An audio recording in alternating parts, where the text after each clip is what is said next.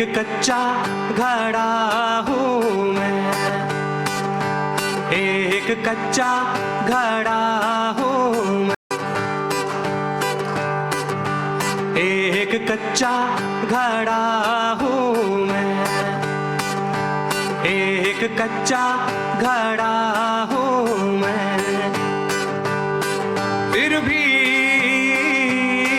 बरसात में खड़ा हूँ मैं। बूंदें बेरहम हैं, उनको ये वहम है कि मैं टूटे रहा हूँ, जो मैं चीख रहा हूँ, पर वो बेवकूफ है, मैं तो सीख रहा हूँ। ऐसे पहले भी लड़ा हूँ मैं, एक कच्चा घड़ा हूँ मैं। कि एक तो राहों में बबूल बहुत हैं और उसके ऊपर से अपने उसूल बहुत हैं। कि एक तो राहों में बबूल बहुत हैं, उसके ऊपर से अपने उसूल बहुत हैं, और उसके ऊपर से सब टोकते रहते हैं कि राहगीर भाई उधर जाओ, उधर फूल बहुत है। ये जो खिसक खिसक के मैं आगे जा रहा हूँ, ये जो फिसल फिसल के मैं पीछे आ रहा हूँ, ये जो पिघल पिघल के मैं बहता जा रहा हूँ, ये जो सिसक सिसक के मैं आहें भर रहा हूँ। नीचे हैं खाइयाँ और मैं कांप रहा हूँ, पर जिंदा हूँ अभी अभी हाँफ रहा हूँ। ऐसे पहले भी चढ़ा हूँ मैं, एक कच्चा घड़ा हूँ मैं। के हाथ में गिटार है और पीठ पे बस्ता है, हाथ में गिटार है और पीठ पे बस्ता है, जूतों में कंकड़ है और लंबा रास्ता है। और भाई जब बुरे दिन थे तो कांटों ने भी मजे लिए, जब बुरे दिन थे तो कांटों ने भी मजे लिए, अब महंगे जूतों से रौंद उनको राहगीर हंसता है। दिन सबके बदलते हैं। और भाई आती होगी लोगों को कॉफी और किताबों की याद, आती होगी लोगों को कॉफी और किताबों की याद। भाई मुझे तो पेड़ याद आते हैं जब सावन बरसता है। और ये कुछ लाइनें जो मुझे पता है कि हम सब ने कहीं ना कहीं जरूर महसूस की हैं। ये जो हंस रही है दुनिया मेरी नाकामियों पे ताने कस रही है दुनिया मेरी नादानियों पे, पर मैं काम कर रहा हूँ। मेरी सारी खामियों पे कल ये मारेंगे ताली, मेरी कहानियों पे कल जो बदलेगी हवा, ये सारे शर्माएंगे हमारे अपने हो कह के, ये बाहें गरमाएंगे। क्योंकि जिद्दी बड़ा हूँ मैं, एक कच्चा घड़ा हूँ मैं। वेरी गुड आफ्टरनून जी, वेरी गुड आफ्टरनून। की हाल चाल बढ़िया हो सारे? कि हम वो हैं जो किस्मत के चांटों के शोर पे नाचते हैं, बढ़िया कि हम वो हैं जो किस्मत के चांटों के शोर पे नाचते हैं, और जितनी जोर का चांटा हम उतनी जोर से नाचते हैं। बोलो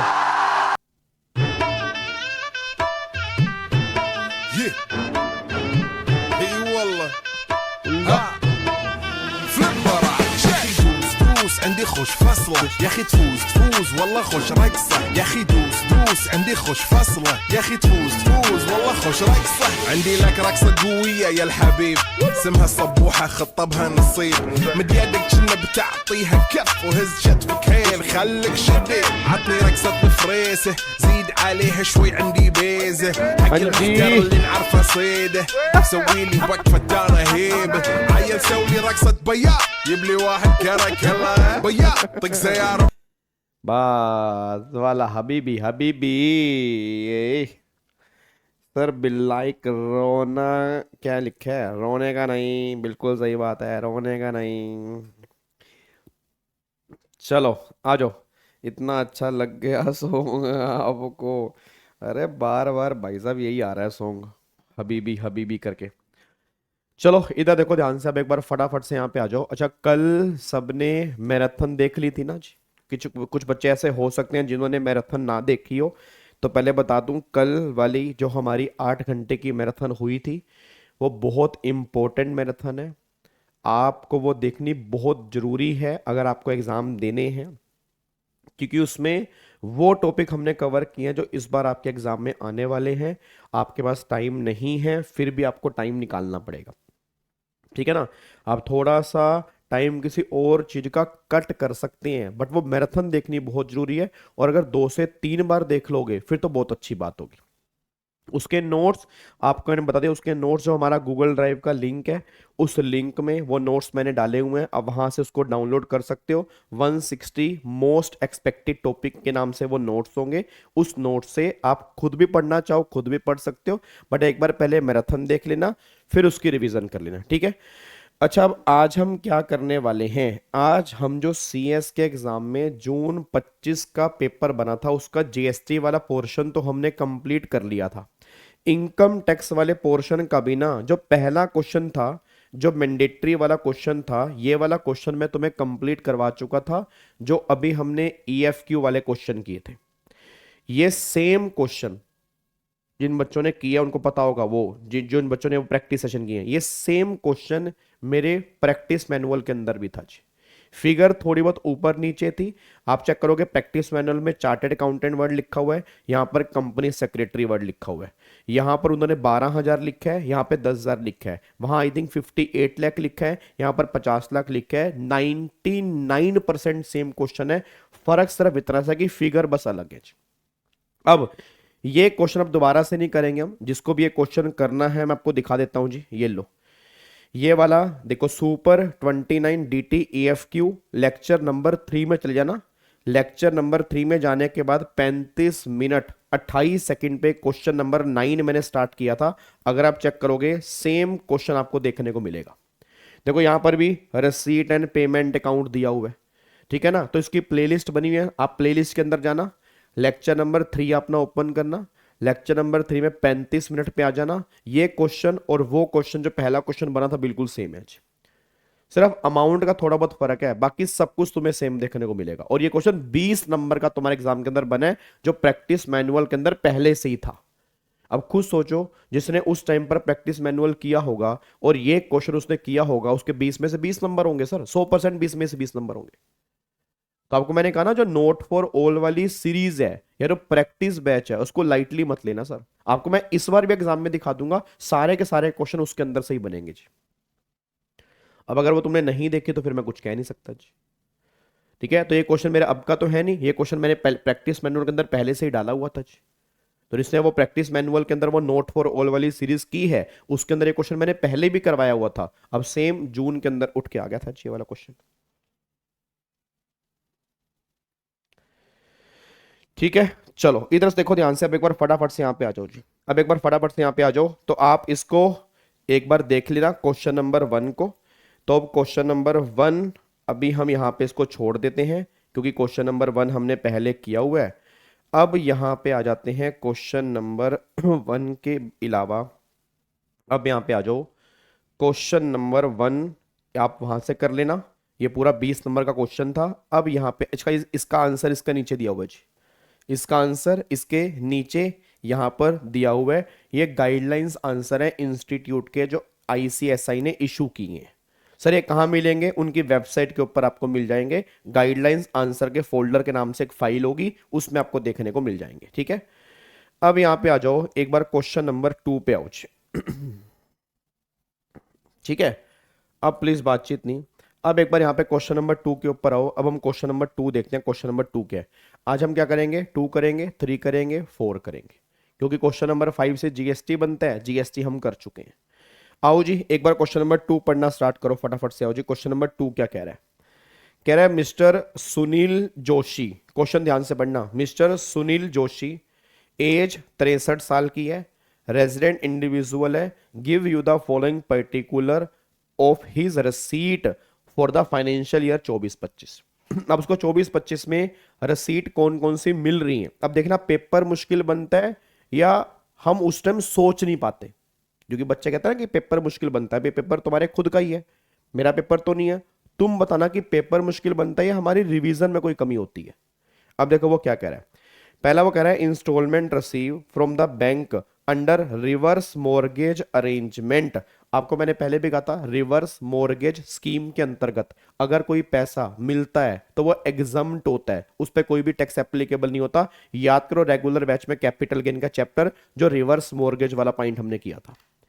अब ये जो पैसा मिल रहा है वो रिवर्स मॉर्गेज की स्कीम के अंतर्गत मिल रहा है, तो इस पैसे पे तो कोई टैक्स एप्लीकेबल होगा नहीं, तो उसको तो यहां से क्रॉस कर दो, ये हमारा नॉन टैक्सेबल है।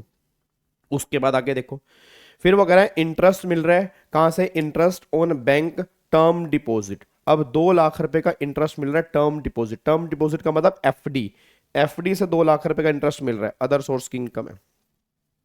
फिर सेविंग से इंटरेस्ट मिल रहा है 45,000 रुपए का, अदर सोर्स की इनकम है। फिर पेंशन मिल रही है सेंट्रल गवर्नमेंट से 6 लाख रुपए की, सैलरी की इनकम है, ये 6 लाख रुपए सैलरी हेड की इनकम में जाएगा, क्योंकि पेंशन तो सैलरी में जाती है। ए short term capital gain on sale of dining table and chair 90,000 रुपए की, ये हमारी कैपिटल गेन में टैक्सेबल हो सकती है। फिर income from dairy farming business, आपको डेयरी फार्मिंग के बिजनेस से इनकम आ रही है 50,000 रुपए की, तो ये इनकम किसकी है? पीजीबीपी की है।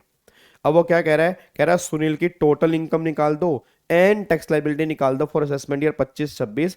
ही हैज ऑप्टेड, उसने क्या ऑप्ट किया है? कह रहा है डिफॉल्ट स्कीम ऑप्ट की है, मतलब क्वेश्चन डिफॉल्ट स्कीम से करना है। अब बताओ क्वेश्चन 5 नंबर का इसमें है क्या? एक बात मेरे को बताओ यार, 5 हेड हैं, salary, house property, PGBP, capital gain, other source. Salary में ये इनकम 6 लाख रुपए, 6 लाख में से 75,000 की स्टैंडर्ड डिडक्शन माइनस कर दो, जो बहुत सारे बच्चे माइनस करना भूल गए होंगे। आपको मैंने पहले भी कहा था इनकम फ्रॉम सैलरी दी होती है तो माइनस नहीं करते, ये तो पेंशन रिसीव्ड है, मतलब अब इसमें से डिडक्शन माइनस करके सैलरी हेड की इनकम आएगी। तो 6 में से 75 लाख गए तो 5,25,000 पे सैलरी हेड की इनकम आ गई। हाउस प्रॉपर्टी की यहाँ पे कोई इनकम मेरे को दिख नहीं रही। पीजीबी की इनकम कितनी दिख रही है? 50,000 पे, डेयरी फार्मिंग वाली। कैपिटल गेन की इनकम ये दिख रही है मेरे को 90,000। अच्छा, अब 90,000 वाले केस में ना इन्होंने 2 ऑल्टरनेटिव दिए आंसर के। इन्होंने बोला डाइनिंग टेबल एंड चेयर। अब डाइनिंग टेबल एंड चेयर अगर पर्सनल मानते हैं, याद करो पर्सनल इफेक्ट, मूवेबल प्रॉपर्टी, वो तो कैपिटल एसेट ही नहीं होता, तो उसकी ट्रांसफर पे जो गेन होगा वो कैपिटल गेन लगेगा ही नहीं, तो इसको हम एग्जम्प्ट भी कर सकते हैं। कमाल की बात देखो, इंस्टीट्यूट ने 2 ऑल्टरनेटिव दिए। कह रहा है जो इनको पर्सनल मानेगा, नॉन टैक्सेबल करेगा, उसको भी हम पूरे 5 नंबर दे देंगे, और जो ये मानेगा कि नहीं ये डाइनिंग टेबल हो सकता है बिजनेस के हो, तो अगर बिजनेस के हैं तो कैपिटल गेन लगेगा, तो अगर उसने कैपिटल गेन दिखाया है तो भी 5 नंबर पूरे मिलेंगे। और बताओ इंस्टीट्यूट क्या करे? आप अगर ये अज्यूम करके आ रहे हैं ये पर्सनल है तो भी सही है, अगर बिजनेस वाला अज्यूम करके आ रहे हैं तो भी सही है। तो मान लेते हैं डाइनिंग टेबल हम बिजनेस वाला मान लेते हैं, तो कैपिटल गेन 90,000 रुपए के डाइनिंग टेबल वाले आ गए। फिर आगे देखो अदर सोर्स की इनकम कितनी आ गई? अदर सोर्स की इनकम 2 लाख और 45,000, 2,45,000 रुपए मेरी यहाँ पे अदर सोर्स की इनकम निकल के आ गई है। अब अगर मैं ग्रोस टोटल इनकम की बात करता हूँ, कितनी आ गई ग्रोस टोटल इनकम? 5,25,000 प्लस में 50,000 प्लस में 90,000 प्लस में 2,45,000, लो जी 9,10,000 रुपए की आपकी इनकम आ गई है। अब इसमें से डिडक्शन माइनस करनी है नहीं करनी, नहीं करनी, क्योंकि उसने डिफॉल्ट स्कीम ली है। तो डिफॉल्ट स्कीम वाले केस में कोई डिडक्शन माइनस होती नहीं है। अगर डिफॉल्ट स्कीम नहीं ली होती, नॉर्मल स्कीम ली होती, तो मैं 80 टीटीबी में 50,000 की डिडक्शन माइनस कर देता, क्योंकि एफडी का इंटरेस्ट है, तो एफडी के इंटरेस्ट वाले केस में 80 टीटीबी मिल जाता है, सीनियर सिटीजन है, रेजिडेंट है, 50,000 तक का बेनिफिट क्लेम कर लेता अगर ये नॉर्मल स्कीम लेता। बट डिफॉल्ट स्कीम वाले केस में है नहीं। अब बताओ 9,10,000 रुपए की इनकम है क्या क्वेश्चन में? पहले 3 लाख एग्जाम्प्ट है, अगले 4 लाख का 5% कितना हो गया? 20,000, 7 लाख, फिर 7 से 10, अब 7 लाख से ऊपर कितनी है? 2,10,000, अब उसका 21,000 रुपये। लो जी 41,000 रुपये का टैक्स बन गया भाई। 41,000 रुपये में 4% सेस जोड़ दो यार। अब 41,000 रुपये में 4% सेस जोड़ दूंगा तो 42,640 रुपये का आंसर यहाँ पे निकल के आ जाएगा जी। ये देखो जी 42,000, लो ये आएगा। क्या दिक्कत है बताओ, जल्दी बोलो। ये क्वेश्चन है यार 5 नंबर का। अब तुम कहो जी क्वेश्चन मुश्किल बना है यार, वो तो फिर अब देखो तुम्हारे ऊपर है।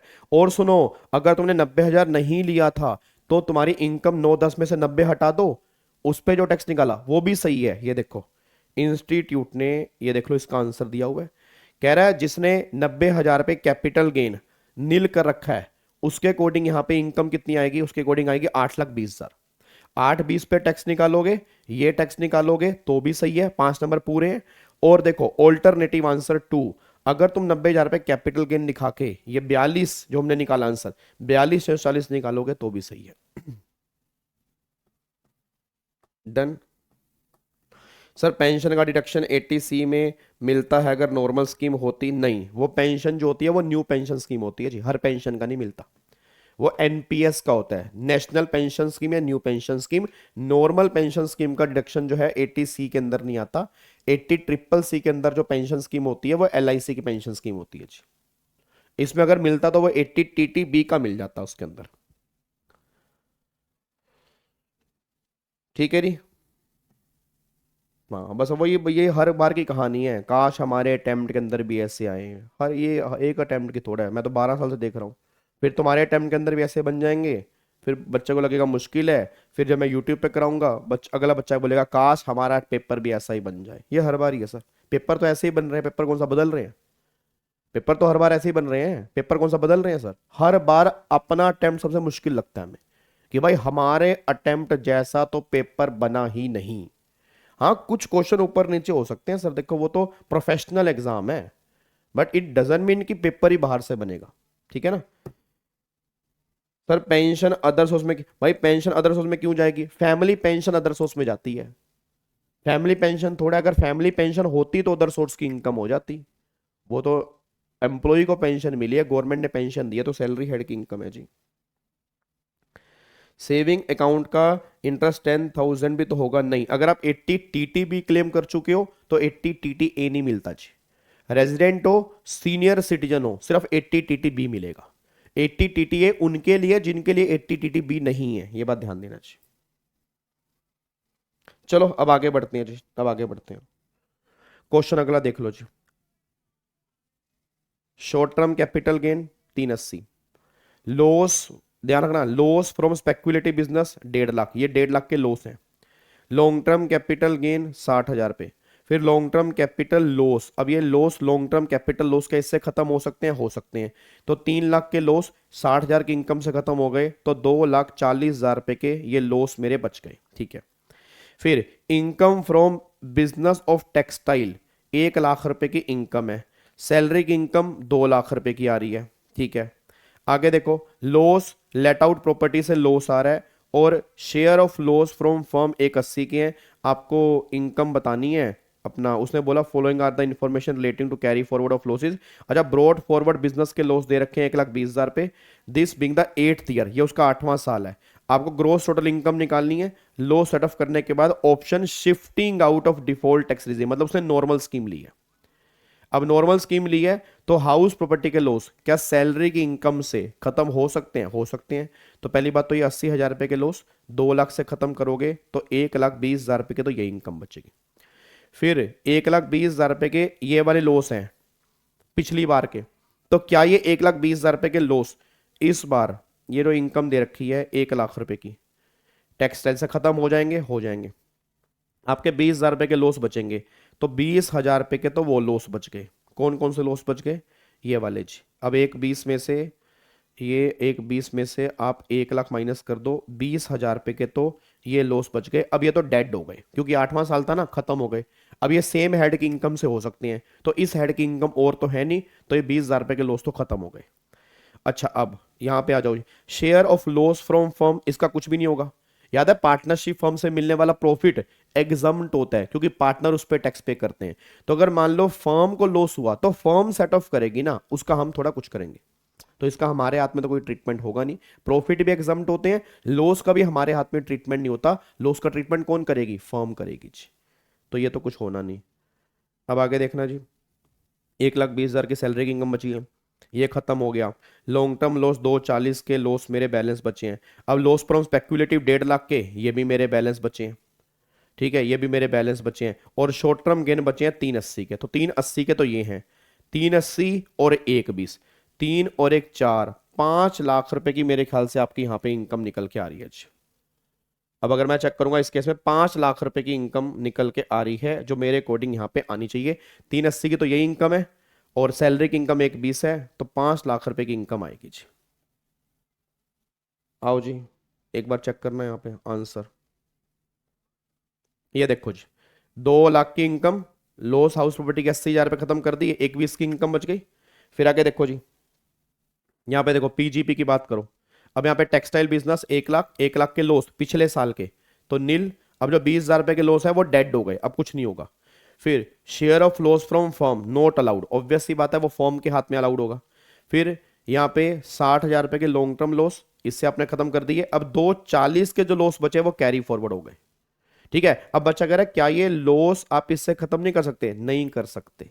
ठीक है ना, लॉन्ग टर्म जो होते हैं वो सिर्फ लॉन्ग टर्म से होते हैं, शॉर्ट टर्म से नहीं होते। तो शॉर्ट टर्म कैपिटल गेन 380 के, तो 5,00,000 के तो प्रॉफिट आ गए। अब कौन कौन से लॉस कैरी फॉरवर्ड हो गए? एक तो स्पेक्युलेटिव 1.5 लाख के, फिर लॉन्ग टर्म लॉस शेयर्स वाले 240 के, और जो 20,000 रुपए के लॉस बचे हैं वो बिजनेस वाले, वो तो मैंने बोल दिया ना नील, क्योंकि 8वां साल था, 8 साल पूरे हो चुके हैं, अब वो आगे जाएगा ही नहीं जी। 5 नंबर में क्वेश्चन है, 5 नंबर में क्वेश्चन है जी।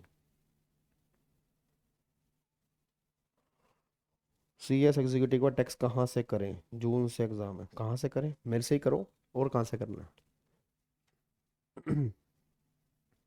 नया बैच जो है वो जनवरी में स्टार्ट होगा जी, 7 जनवरी को नया बैच स्टार्ट होगा जून वाले बच्चों का। बट ये रिवीजन क्लास उनके लिए किसी काम की नहीं है, उनके लिए रिवीजन जो आएंगी वो मार्च अप्रैल में आती हैं।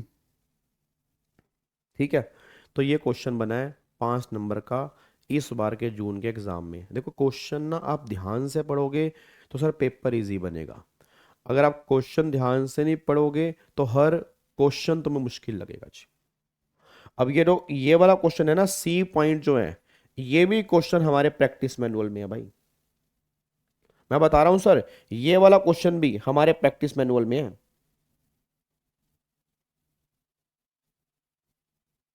ठीक है ना, ये वाला क्वेश्चन भी हमारे प्रैक्टिस मैनुअल में है, और सेम क्वेश्चन है, बट इंस्टीट्यूट से गलती हो गई, सेम कॉपी भी नहीं कर पाई है, ये सेम कॉपी भी नहीं कर पाए, और सीए के मॉड्यूल वाला क्वेश्चन है ये। को देखो कॉपी, देखो कमाल की बात, देखना क्वेश्चन कॉपी नहीं हो पाया इनसे। यहां लिखा है संजय, ऊपर क्या लिखा है? संजय, नीचे लिख दिया विकास, कोई आता पता ही नहीं, और एक्चुअल क्वेश्चन है विकास के नाम से है।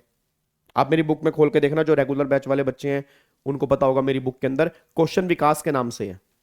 इन्होंने क्वेश्चन उठा लिया, नाम चेंज ऊपर तो कर दिया भाई, नीचे भी तो करना है, और इस चक्कर में इनको 2 ऑल्टरनेटिव देने पड़ गए आंसर में। क्या आप संजय मान के करोगे तो भी सही है, विकास मान के करोगे तो भी सही है। देखो इंस्टीट्यूट से भी गलती हो जाती है यार, क्वेश्चन तो उठा लिया, नाम ऊपर चेंज कर दिया, नीचे चेंज करना भूल गए जी।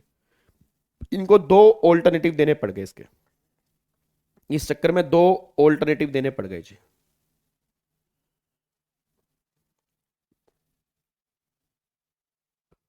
ठीक है,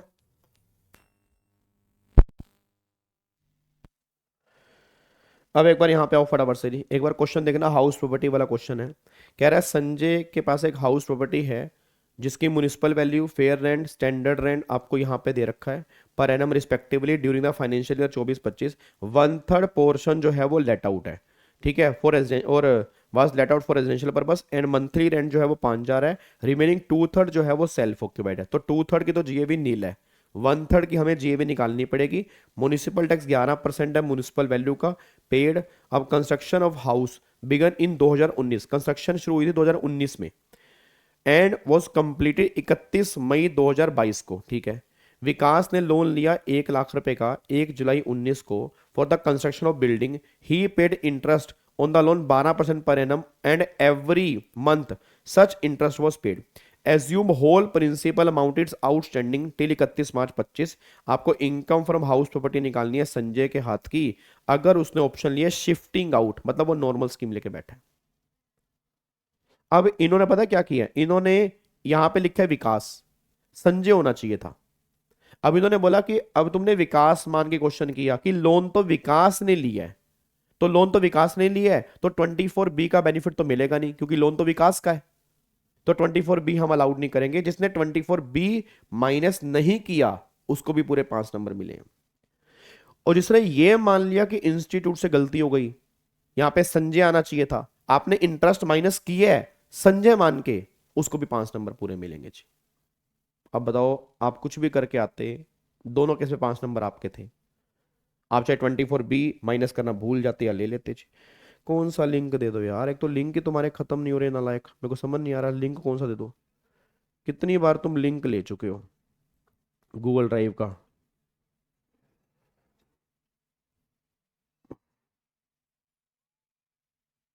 ये लो, ये लो भाई, दोबारा से ले लो लिंक, ये लो, ये लो जी। इसका लिंक तो बेटे इसकी वेबसाइट पे होगा इंस्टीट्यूट की जी। आप इंस्टीट्यूट की वेबसाइट पे जाओ, वहां से गाइडलाइंस आंसर डाउनलोड कर लो जी, ठीक है जी। चलो अब अगले पॉइंट पर आ जाओ, इधर देखो ध्यान से। अब एक बार यहाँ पे देखो तो क्वेश्चन कर लेते हैं, इसमें अब 1/3 होगा और 2/3 होगा, तो 1/3 अलग कर देंगे, 2/3 अलग कर देंगे। तो पहले 96,000 का 1/3 अलग कर देते हैं और 2/3 यहाँ पे अलग कर देते हैं। अब यहाँ पे उसने क्या क्या बताया है, एक तो उसने बताया है MV, एक उसने बताया है FR, एक उसने बताया है SR, और AR जो होगा वो 1/3 वाले पोर्शन का होगा, ठीक है जी। अब यहाँ पे एक बार देखना जी, अब यहाँ पे एक बार चेक करो तो यहाँ पे आपका 96 है, तो 96 का 1/3 तो 32,000 रुपये तो ये हो गया, ठीक है। और 1/3 42,000 रुपये मेरे ख्याल से ये हो गया FR, और यहाँ पे 36,000 रुपये आपका मेरे ख्याल से 1/3 है ना,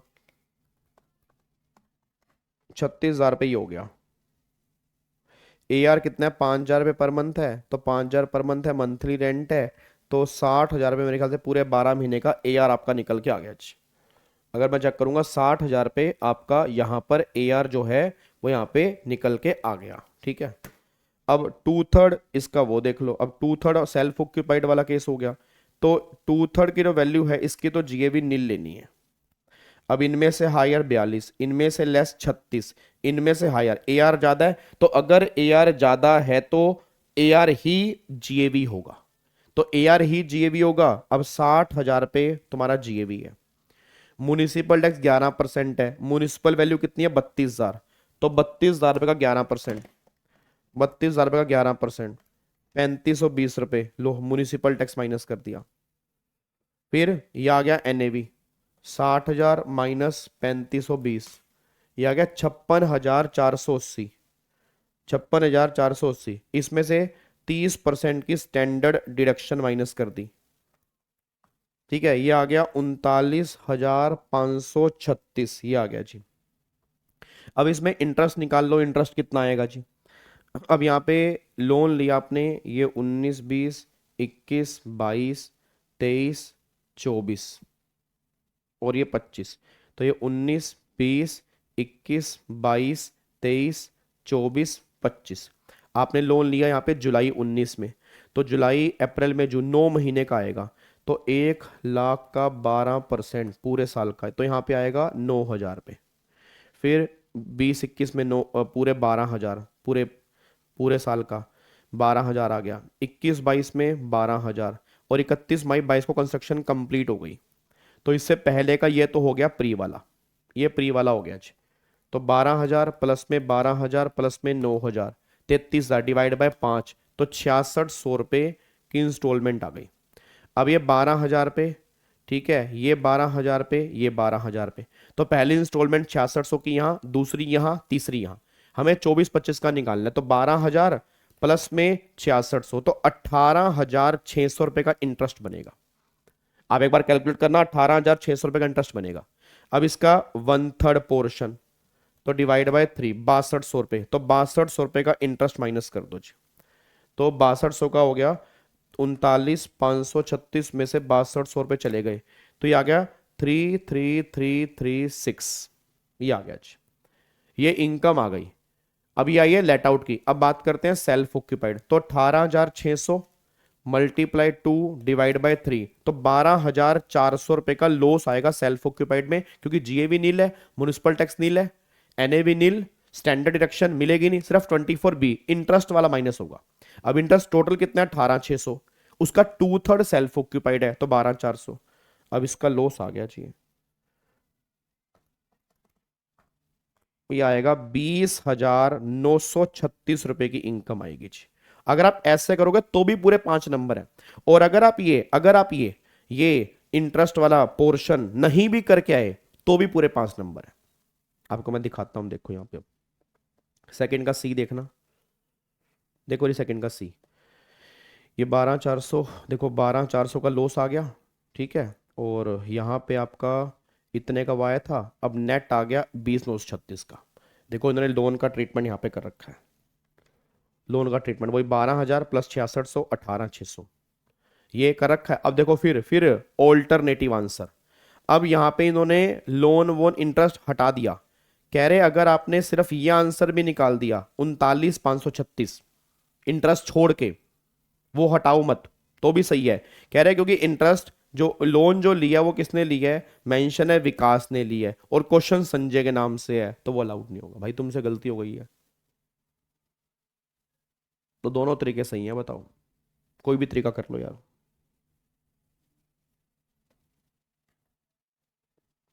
अगर खाली एमबी दी है, कुछ नहीं दिया, तो एमबी को ही ईआर बना देते हैं, एमबी को ही ईआर बना देते हैं। देखो अगर जो वैल्यू दी है उसी को ही फिर हम अगली वैल्यू बना देते हैं, बाकी अगर वैल्यू नहीं दी हुई तो जी।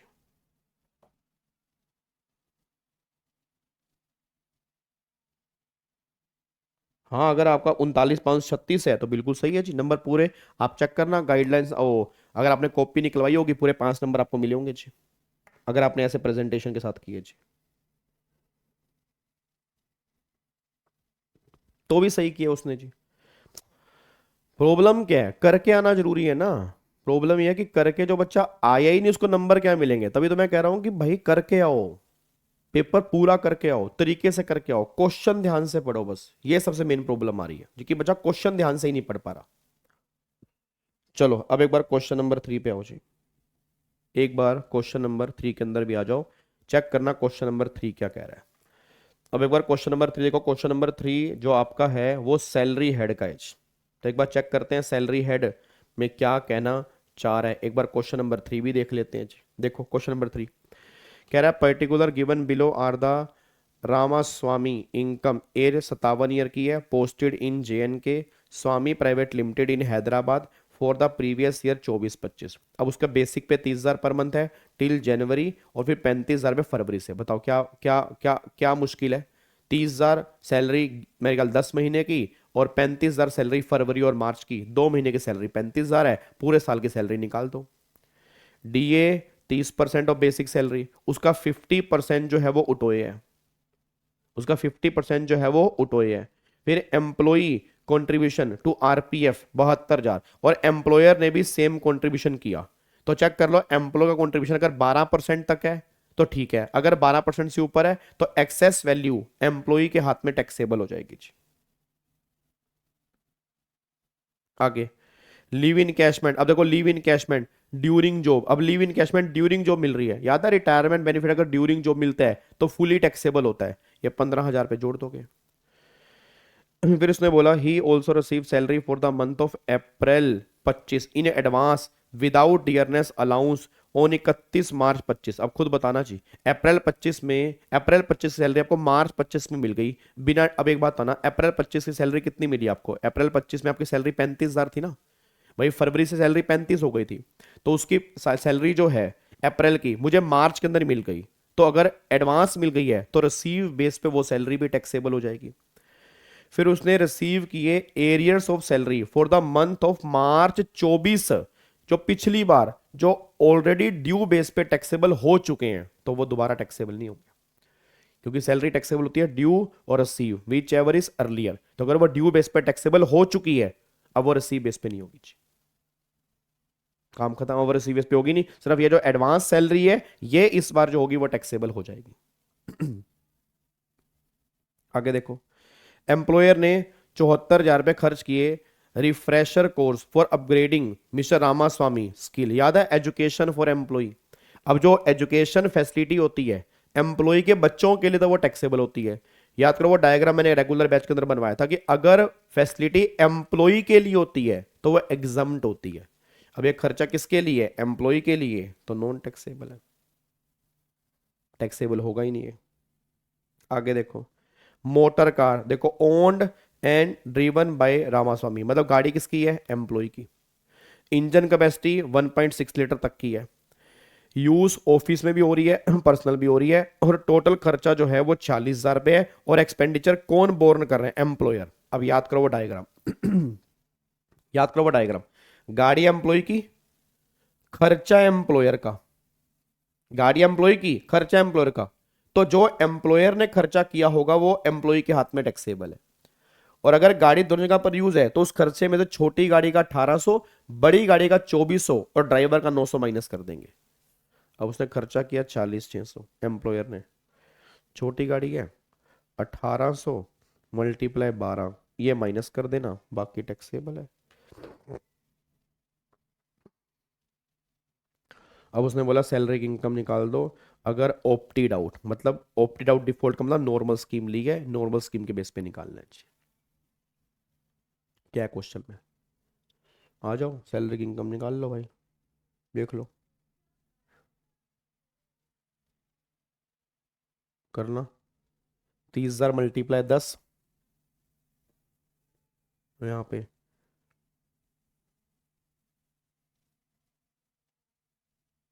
प्लस मल्टीप्लाई 2, 370, 3,70,000 रुपये ये होगी सैलरी। डीए जब ग्रोस सैलरी निकालेंगे तो पूरा लेंगे 30%, इसका 30%, 1,11,000 रुपये का डीए आ गया। अब प्रोविडेंट फंड देख लेते हैं जी, 72,000 रुपये उसने कंट्रीब्यूशन किया ना, और 12% तक अलाउड है, तो सैलरी है 370। अब डीए लेना है उठोए वाला, तो 370 का 30% का 50% डीए, ये हो गया 55,500, 370 4,25,500 का 12%, 51,060। अब 72 में से 51,060 माइनस कर दो, 20,940 का कंट्रीब्यूशन टैक्सेबल आ जाएगा। याद करो आरपीएफ, याद करो आरपीएफ वाले केस में क्या होता है, जितना आपने कंट्रीब्यूशन किया एम्प्लॉयर ने और उसकी सैलरी का 12%, सैलरी का मतलब होता है बेसिक प्लस में डीए उठोए वाला प्लस में कमीशन, कमीशन तो है नहीं तो बेसिक जो हमने निकाली है प्लस में डीए उठोए, ये कैसे निकला, इसका 30% उसका 50%, तो ये उठोए वाला आ गया। अब इस सैलरी का 12% तक अगर है तो एग्जम्प्ट है, तो इतना एग्जम्प्ट है, इसके ऊपर वाला जो होगा 20,940 वो हो जाएगा टैक्सेबल, ये एम्प्लॉयर कंट्रीब्यूशन है। आगे देखो जी लीव इन कैशमेंट 15,000 पूरा टैक्सेबल, क्योंकि रिटायरमेंट बेनिफिट है ड्यूरिंग जो फुल टैक्सेबल। अब यहाँ पे सैलरी आपको एडवांस मिल रही है जी। अब अगर सैलरी आपको एडवांस मिल रही है, अब देखो सैलरी लास्ट में कितनी हो गई थी, 35,000 ना, तो अप्रैल की सैलरी इस साल मिल रही मार्च में, वो टैक्सेबल हो जाएगी। एरियर्स ऑफ सैलरी आपके टैक्सेबल होंगे नहीं, क्योंकि वो ऑलरेडी पिछले साल में ड्यू बेस पे टैक्सेबल हो चुके होंगे। 74,000 रुपये का कुछ भी नहीं होगा, क्योंकि वो एम्प्लॉय की एजुकेशन है।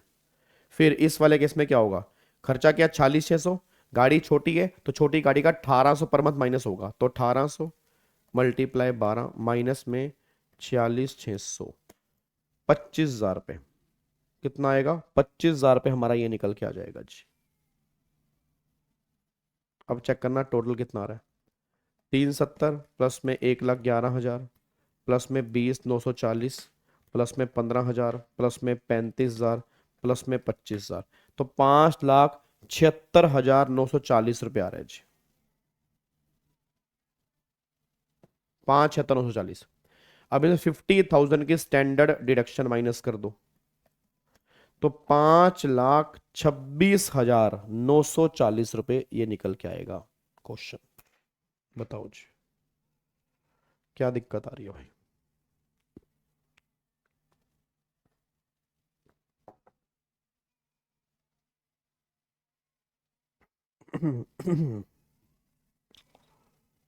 बोलो जी,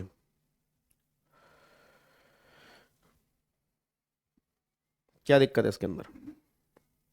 5 नंबर का क्वेश्चन है, 5 नंबर पे जी। डन। अब आपने, मेरे को लगा जून 25 का पेपर आपने ट्राई किया नहीं एक बार भी। अगर आप ट्राई भी करते ना तो भी थोड़ा सा आपको आइडिया लगता कि पेपर बना कैसे है। एक बार आप फोर्थ के उस पे आना। आप देखो यहाँ पर प्रकाश, एज 41 साल है, रेजिडेंट है इंडिया का, a person with disability, disability below 80%, ये डिसेबल है, मतलब ये पर्सन जो है वो डिसेबल है। He provide the following particular of his income for the year ended 31 March 25। ठीक है जी। अब ये इनकम दे रखी है प्रकाश की, ये इनकम प्रकाश की दे रखी है जी, और प्रकाश की टोटल इनकम निकालनी है 25-26 के लिए, assuming he has not opted default scheme, मतलब उसने नॉर्मल स्कीम ली है। मतलब ये क्वेश्चन भी नॉर्मल स्कीम का है जी, ये क्वेश्चन भी नॉर्मल स्कीम का है, ये क्वेश्चन डिफॉल्ट स्कीम का नहीं है। मतलब इसमें डिडक्शंस माइनस करनी होंगी। आ जाओ फटाफट से। Dividend receive from domestic company other source की इनकम है, interest on government security other source की इनकम है, honorarium from school of orphanage giving his part time service, part time service है, अदर सोर्स की इनकम है। उसके बाद ये अदर सोर्स की इनकम आ गई, तो कितनी आ गई, 1,78,000 प्लस में 46,000 प्लस में 50,000, तो 2,74,000 अदर सोर्स की इनकम आ गई इसकी। एम्प्लॉय का कंट्रीब्यूशन तो कुछ भी नहीं करते ना, याद करो एम्प्लॉय का कंट्रीब्यूशन तो ऑलरेडी बेसिक सैलरी में ऐड होता है मेरे बच्चे, उसकी तो 80C में डिडक्शन मिलती है। उसने मुझसे सैलरी की इनकम पूछी, अगर वो टोटल इनकम कहता तो मैं 80C में डिडक्शन माइनस कर देता एम्प्लॉय की कंट्रीब्यूशन की 72,000 रुपए की, ठीक है ना। वो तो 80C में डिडक्शन मिलती है जब टोटल इनकम निकालते हैं, सैलरी हेड में थोड़ा माइनस करते हैं। अगर वो टोटल इनकम कहता तो मैं एम्प्लॉय की कंट्रीब्यूशन की 80C की डिडक्शन माइनस कर देता जी। आओ जी। अब यहाँ पे देखो, ही हैज डोनेटेड 20,000 रुपए to school for orphan which is approve as a charitable institution and contribute 2,000 रुपए प्राइम मिनिस्टर रिलीफ फंड। ये तो बेनिफिट मिलेगा 80G का। अब ये तो मिलता है पूरा और ये मिलता है हाफ, बट हाफ भी कैसे, 50% किसका, याद करो विद लिमिट। अब वो लिमिट निकालनी पड़ेगी एडजस्टेड टोटल इनकम उसके बेस पे, तो 80G को एक बार छोड़ दो। 20,000 रुपए पीपीएफ में कंट्रीब्यूशन किया, ये तो 80C हो गया। उसने 3,000 रुपए क्रेडिट कार्ड से प्रीमियम पे किया, medical claim policy of dependent son, तो ये 3,000 रुपए 80D हो गया। Father is also person with disability, disability below 65% and his dependent on him for medical treatment and rehabilitation. Prakash spend 8,000। पहली बात तो प्रकाश को अपने आप की 75,000 की मिलेगी, वो खुद डिसेबल है, ठीक है ना, डिपेंडेंट डिसेबल 80DD, अगर याद करो 80DD। उसके फादर डिसेबल है तो उसकी भी 75,000 की प्रकाश क्लेम कर लेगा जी। एक्चुअल खर्चा इस केस में चेक नहीं करते, फिक्स है, या तो 75 या फिर 125, एक्चुअल खर्चा कुछ भी किया हो। तो अपनी वो 75 क्योंकि वो खुद भी डिसेबल है, उसके फादर डिसेबल है, उसकी भी 75 80U के अंदर। अब देखना एडजस्टेड टोटल इनकम कितनी आ गई। इसमें मैंने अभी 80G की माइनस नहीं की क्योंकि 80G की मेरे को निकालनी है। अब 274 माइनस में 20,000 माइनस में 3,000 माइनस में 75 माइनस में 75, तो ये आ गया 1,01,000 रुपए की। ये आ गया एडजस्टेड टोटल इनकम। अब देखो 1,01,000 रुपए का 10% मतलब 10,100। अगर मैं 1,01,000 रुपए का 10% निकालता हूं दैट इज 10,100। 10,100 आएगा। अब इसमें 2,000 रुपए तो ये मिल गया जी, 2,000 रुपए आपका मिल गया ये वाला, ठीक है। अच्छा 2,000 तो ये पूरा मिलेगा। अब जो ये है इसका 50% निकालो, कितना आएगा जी? इसका 50% आएगा 5,050। 5,050। अब या तो 5,050 या 20,000 रुपए का हाफ 10,000, तो 10,000 और 5,050, तो 5,050 से ऊपर की डिडक्शन तो 80G में मिल ही नहीं सकती 50% वाले केस में। तो 5,050 तो ये माइनस कर दो इसमें से, और 2,000 रुपये प्राइम मिनिस्टर रिलीफ फंड वाला जो 100% मिलेगा विदाउट लिमिट। तो 1,01,000 माइनस 5,050 माइनस 2,000, तो ये आएगा 93,950। ये आंसर आएगा जी।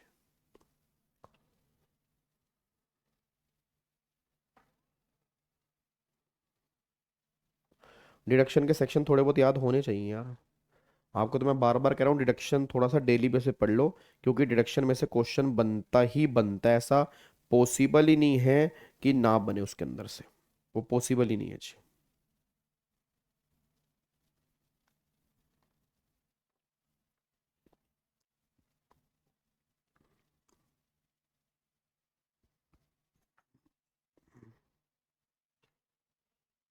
डन, क्या इसको लॉक कर दे? ठीक है, चलो अब एक बार आ जाओ जी। अब ये सी वाले क्वेश्चन पर आओ। ये सी वाला क्वेश्चन है कैपिटल गेन का। ये सी वाला क्वेश्चन जो है ये कैपिटल गेन का क्वेश्चन है। अब एक बार चेक करना कैपिटल गेन वाले क्वेश्चन में क्या कहा है। कह रहा है मनीष परचेज कर रहा है, मनीष ने परचेज किए 1,000 लिस्टेड इक्विटी शेयर 10 रुपए ईच, 10 रुपए वाला एट 100 पर शेयर, ठीक है। तो 100 रुपए पर शेयर में उसने किया, कहां से? फ्रॉम ए ब्रोकर, ठीक है। On 4 May 2016 he paid 3,000 as brokerage, ठीक है। 15 मार्च 2024 को ही हैज गिवन बोनस, उसने बोनस शेयर दिया company on the base of 1 share for every 2 share held, जिसके बाद 2 है उसको 1 बोनस मिलेगा, मतलब 500 शेयर उसको मिल गए बोनस के। 500 शेयर मिल गए बोनस के, ठीक है। और ये 1,000 जो शेयर है ये कौन से हैं? ये ओरिजिनल शेयर है, ये ओरिजिनल शेयर है।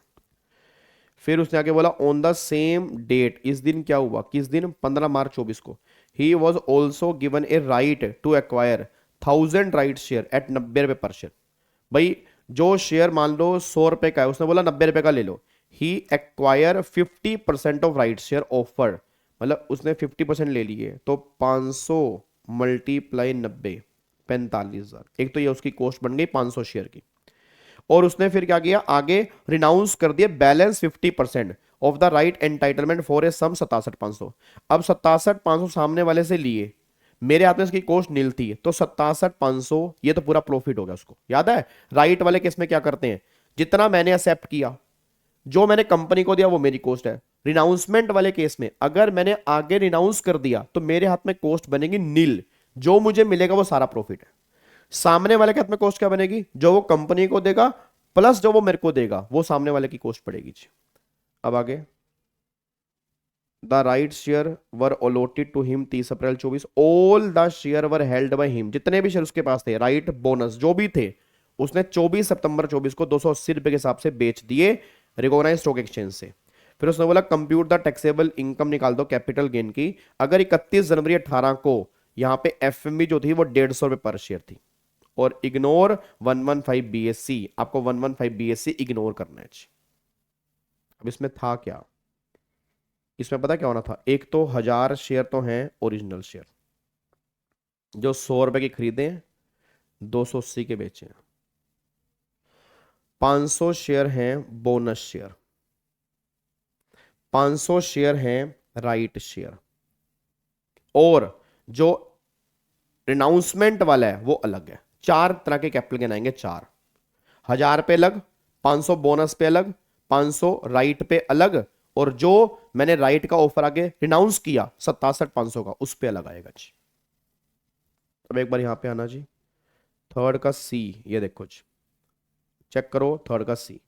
अब इन्होंने 2 प्रेजेंटेशन की हैं, ऐसी प्रेजेंटेशन भी की है और ऐसी प्रेजेंटेशन भी की है। देखो ओरिजिनल शेयर 1000 रुपए के, राइट वही 500, ठीक है, राइट एंटाइटलमेंट जो उसने आगे रिनाउंस किया, फिर उसने एक्सेप्ट किए वो 500, और बोनस 500। वही मैंने कहा था ना 4 कैपिटल गेन आएंगे। अब ये बेचे कितने के हैं, 280 रुपए के हिसाब से सारे। अब ये तो हो गया 280, ये 67,500 जो उसने आगे राइट आगे रिनाउंस किया, ये 500 मल्टीप्लाई 280 140, और ऐसे बोनस बेचा 500 मल्टीप्लाई 280 140 का जी। अब इसकी कॉस्ट कितनी है, याद करो शेयर्स की हम कॉस्ट कैसे निकालते हैं, एक्चुअल कॉस्ट या तो 100, याद है higher of A and B, तो ए का मतलब या तो 100, फिर बी का मतलब लोअर ऑफ 1 एंड 2। अब लोअर किसमें से, 31 जनवरी की एफएमबी 150, सेल प्राइस 280 लेस 150, इनमें से हायर 150, तो इसकी कॉस्ट जो बनेगी वो 150 बनेगी। तो यहां पे देखो 150 मल्टीप्लाई 1000, 1.5 लाख। इसकी कॉस्ट नील बनेगी क्योंकि आगे मैंने रिनाउंस किया है। इसकी राइट शेयर की कॉस्ट कितनी बनेगी, 45,000। कैसे, क्योंकि मैंने 90 रुपए का लिया ना, तो 90 मल्टीप्लाई 500, 45,000 रुपए। बोनस की कॉस्ट नील बनती है क्योंकि बोनस मिलते हैं फ्री में, तो बोनस मिलेगा नील। अब यहां पे देख लो, ये लो कैपिटल गेन जी, ये आपका लॉन्ग टर्म कैपिटल गेन है, ये सारे शॉर्ट टर्म कैपिटल गेन है जी। अब बताओ क्या दिक्कत है इसके अंदर, ये टोटल कैपिटल गेन आ गया जी, इतना आपका शॉर्ट टर्म आ गया, ये टोटल शॉर्ट टर्म है, ये वाला 31, बाकी आपका या जो लॉन्ग टर्म कैपिटल गेन 31 वाला, टोटल कैपिटल गेन जो है वो 432,500 आएगा। ठीक है, ये क्वेश्चन भी प्रैक्टिस मैनुअल में दिया हुआ है सर, ये भी प्रैक्टिस मैनुअल में है। आपको मैं दिखा रहा हूं 70% क्वेश्चन दिखा दूंगा, 70%। आप रुको, अभी तुम क्या मजे ले रहे हो, ये डिट्टो क्वेश्चन प्रैक्टिस मैनुअल में दिया हुआ है, माइनर बच्चे वाला। और ये पिछली बार मैंने एग्जाम से पहले करवाया भी था, बच्चों ने कहा था सर डिट्टो क्वेश्चन बन गया। तो जिस बच्चे ने प्रैक्टिस बैच शिद्दत से किया ना सर, उससे बाहर क्वेश्चन नहीं बन सकते, उसमें हर वैरायटी के क्वेश्चन है। तो मेन बस ये चीज है सर, एक बार दोबारा से बता दो कॉस्ट कैसे आएगी। याद करो शेयर्स वाले केस में कॉस्ट क्या बनती थी, शेयर्स वाले केस में जो long term capital gain 112A वाला था, उसमें कॉस्ट क्या बनती थी, हायर ऑफ ए और बी। ए का मतलब एक्चुअल कॉस्ट, तो एक्चुअल कॉस्ट कितने की है, 100 रुपए पर शेयर। फिर बी का मतलब लोअर ऑफ, लोअर किसमें से, एक तो 31 जनवरी 18 की एफएमबी, और एक सेल प्राइस, सेल प्राइस कितना है 280 रुपए पर शेयर, इसमें से लेस। अब यहां की एफएमबी 150 है, यहां 280, तो इसमें से लेस 150, फिर इनमें से हायर, ये कॉस्ट बनेगी। तो 280 और 150 लेस 150, 150 और 100 हायर कितना हो गया 150, तो कॉस्ट बनेगी 100 रुपए और 150 रुपए। इस बार भी चांसेस है, हर बार चांसेस हैं, हर बार चांसेस हैं भाई, हर बार चांसेस हैं, वो कोई ऐसे वैसे क्वेश्चन नहीं है।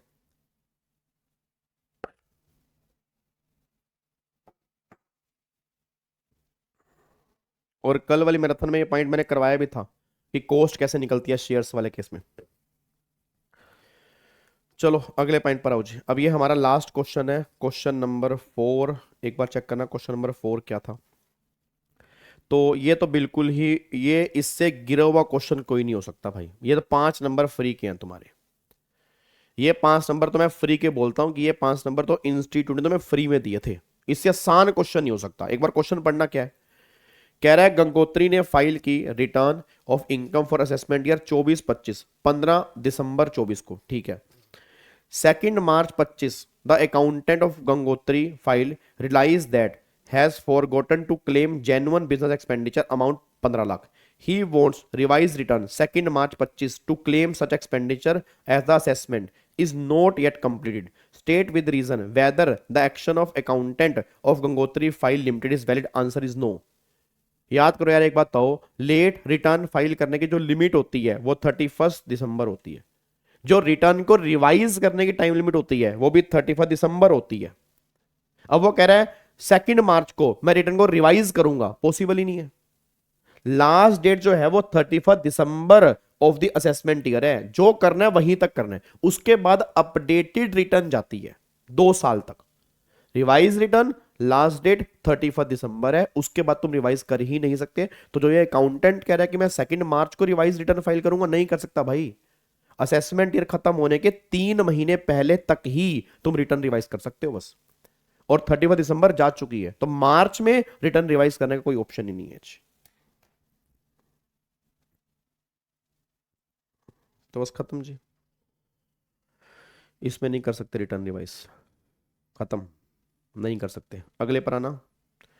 रघुवीर के 2 बच्चियां minor, master A master B.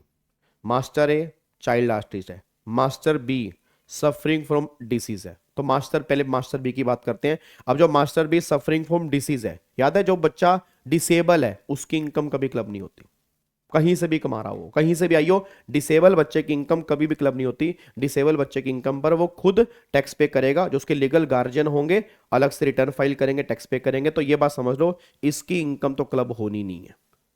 ये दोनों की दोनों, ये जो मास्टर बी है उसी के हाथ में टैक्सेबल होंगे।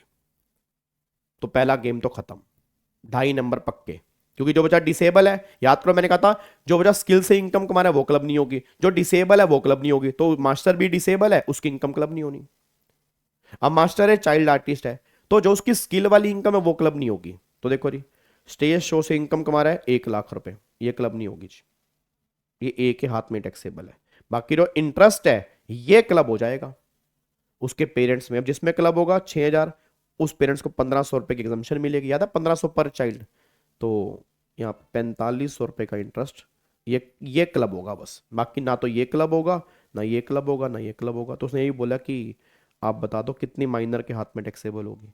तो माइनर के हाथ में एक तो 1 लाख ये, और जो बी वाली इनकम है 30 और 1 20, ये बी के हाथ में ही होगी, क्योंकि बी डिसेबल है। बी वाले केस में इनकम क्लब नहीं होगी जी। ये सेम क्वेश्चन प्रैक्टिस मैनुअल में है, सेम क्वेश्चन, फिगर थोड़ी बहुत ऊपर नीचे होगी, सेम क्वेश्चन दिया हुआ है।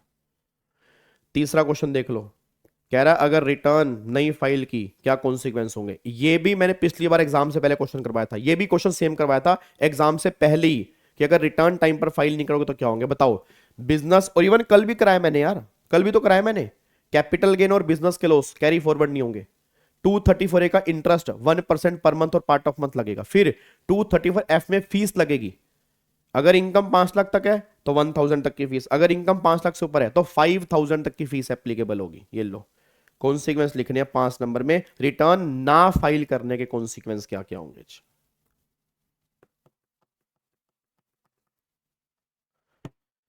देख लो भाई कितना पेपर मुश्किल है।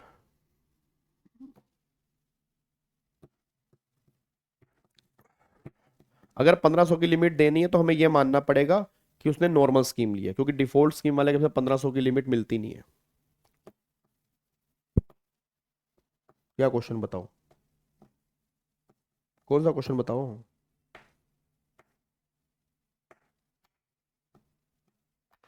हाँ अगर आपने नोट फॉर ऑल वाली 1 पॉइंट भी कर ली, मतलब एक सीरीज भी कर ली तो भी चलेगा, तो भी चलेगा जी, चल जाएगा। ठीक है, अब यहाँ पे आ जाओ जी। अब ये आपका लास्ट पॉइंट है 4A, उसके बाद फिर आपका ये इनकम टैक्स खत्म हो जाएगा। जीएसटी हम पहले ही कर चुके हैं। आप एक बार फटाफट से यहाँ पे आ जाओ। तो पहला 4A का पहला पॉइंट देखो जी, याद है अदर सोर्स का चैप्टर, जो इंटरेस्ट मिलता है कंपनसेशन पे और इनहेंस कंपनसेशन पे, जितना इंटरेस्ट मिलता है 50% की डिडक्शन मिलती है और बैलेंस इंटरेस्ट टैक्सेबल होता है। याद आ रहा है कुछ आपको अदर सोर्स का चैप्टर?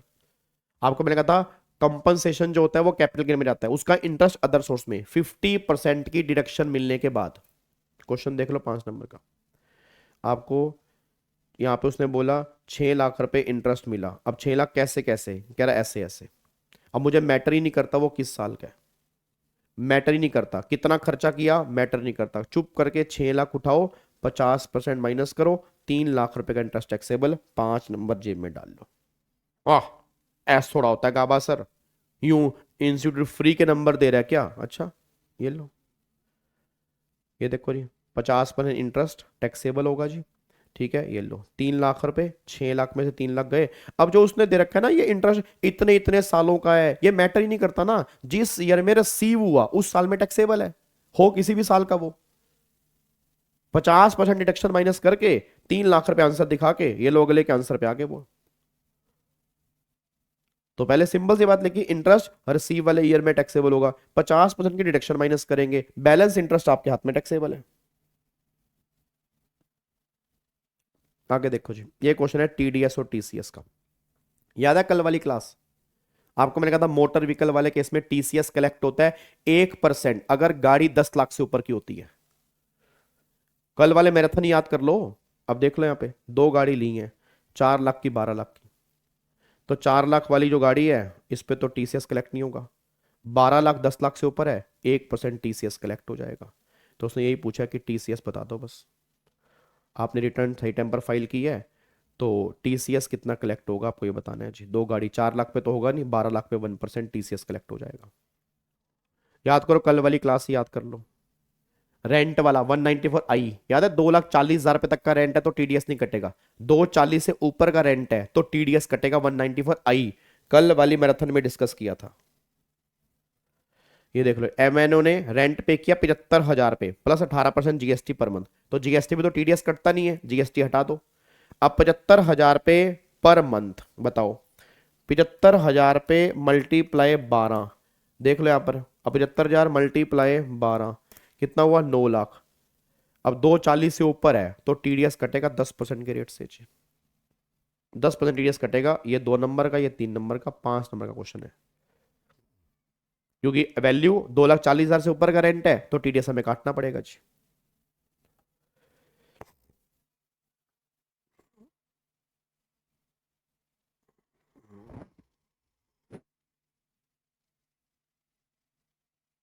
ठीक है जी, आगे देख लो लास्ट क्वेश्चन। अब ये पहला पॉइंट लो भाई साहब, देख लो तुम, रेजिडेंशियल स्टेटस से आ गया। याद करो residential status, government of India अगर सैलरी पे करती है बाहर सर्विस रेंडर करने पर तो वो सैलरी टैक्सेबल होती है, अलाउंस और परक्यूजिट को छोड़ के। याद है अलाउंसेस और परक्यूजिट एग्जाम्प्ट होते हैं। Residential status section number 9, income deemed to be arise in India. लो देख लो, गवर्नमेंट ऑफ इंडिया ने सैलरी दी है 2,7.5 की, अलाउंस 2,40 की दी है, तो अलाउंस तो एग्जाम्प्ट है। काम कर रहा है स्वीडन में आउटसाइड इंडिया, 7.5 लाख की सैलरी टैक्सेबल है। ये लो allowance perquisite exempt, only salary जो होगी वो टैक्सेबल होगी, 7.5 लाख रुपए की इनकम टैक्सेबल होगी। उसके बाद याद करो वो वाला रॉयल्टी वाला point, interest, royalty, technical fees अगर गवर्नमेंट ऑफ इंडिया पे कर रही है हमेशा टैक्सेबल है। अदर देन गवर्नमेंट वाले केस में जितना हमने बिजनेस में यूज किया उतना ही टैक्सेबल होगा। देखना नॉन रेजिडेंट है, 3 लाख की रॉयल्टी मिल रही है for a patent, right made available to Rajkumar who is also non resident. Rajkumar has utilise patent right for development of a product in India, 50% royalties receive in India, 50% outside India. Matter नहीं करता, अगर वो product India में develop कर रहा है तो use वो इंडिया में कर रहा है उस पेटेंट को, तो इनकम अराइज इन इंडिया पूरी की पूरी 3 लाख रुपए की इनकम टैक्सेबल हो जाएगी। ये लो जी, ये इसका आंसर देख लो भाई। ये लो, तो यहाँ पर ये पूरे 3 लाख रुपए की रॉयल्टी की इनकम आपने इंडिया में यूज़ किया टैक्सेबल, और यहाँ पर आपका देखो जो आपके 2,40,000 रुपये हैं ये टैक्सेबल नहीं होंगे जी। ठीक है, 7.5 लाख रुपए की सैलरी टैक्सेबल होगी। अब यहाँ पे डिडक्शन मिल जाएगी स्टैंडर्ड, अगर नॉर्मल स्कीम है तो 50,000 की, डिफॉल्ट है तो 75,000 रुपए की डिडक्शन माइनस करने के बाद जो भी सैलरी बचेगी वो सैलरी टैक्सेबल करती जाएगी जी। ये क्वेश्चन पेपर है पूरा। ठीक है जी, तो सारा पेपर आप चेक करोगे नोट फॉर ऑल वाली सीरीज के अंदर से बना हुआ है, सारा पेपर प्रैक्टिस मैनुअल के अंदर से बना हुआ है जी। अब आप कहो पेपर मुश्किल है सर, पेपर मुश्किल तो नहीं आता यार, ये हर बार ही ऐसा आता है, ये नहीं है इस बार का ऐसा है। मैं तुम्हें कोई अटेम्प्ट खोल के दिखा दूंगा, ऐसा हो ही नहीं सकता कि आधा पेपर आसान ना बनाओ। दिमाग शांत रख के क्वेश्चन को 2-3 बार पढ़ोगे चीजें याद आएंगी। एकदम पैनिक हो जाओगे, मैं सही बता रहा हूं सर, पेपर तुम्हें आसान भी मुश्किल लगेगा, जो बहुत आसान होगा वो भी मुश्किल लगेगा अगर तुम पेपर में पैनिक हो गए, बस ये बात ध्यान देना चाहिए।